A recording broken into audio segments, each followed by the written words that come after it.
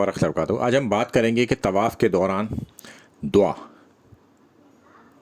अक्सर मौलवियों ने अलग अलग दुआएं बनाई हैं उसके हवाले से, मगर वो ख़ुद भी ये मानते हैं कि ये कोई साबित दुआएं नहीं हैं।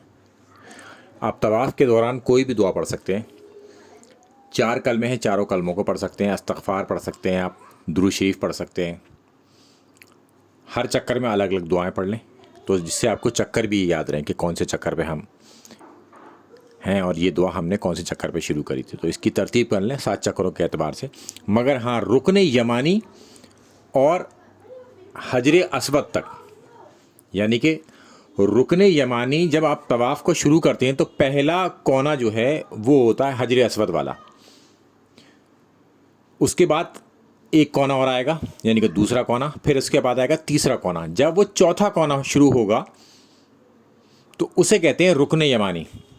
उसको सीधे हाथ से छूना अगर मुमकिन हो सके तो उसको छुएं, और अगर मुमकिन नहीं है तो बस हाथ नहीं उठाना, वहाँ पर इस्लाम नहीं करना। इस्लाम जो करना है सिर्फ़ और सिर्फ करना है हजर अस्वद पर। वहाँ से यानी कि चौथे कोने से लेके हजर अस्वद तक, यानी कि चौथे कोने से लेके पहले कोने तक के दरमियान आपको पढ़ना है रब्बना आतीना फिद दुनिया हसनतम व फिल आखिरति हसनतम व क़िना अज़ाबन्नार। बस इतना ही, और इसको बार बार पढ़ना है। अक्सर मौलवियों ने इसमें भी जोड़ रखा है कि ये भी वो कोई चीज़ साबित नहीं है सही सनद के साथ। बस इतनी ही दुआ साबित है, और ये कुरान में है ये आयत, और ये जामे दुआ है। देखिए, इसमें इतनी जामे दुआ है कि किसी और चीज़ की इसमें ज़रूरत ही नहीं पड़ती। अच्छा, क्यों ज़रूरत नहीं पड़ती? कि इसमें हम मांगते हैं अल्लाह से दुनिया में खैर और भलाई, पूरा एक हिस्सा कवर हो गया अपनी ज़िंदगी का।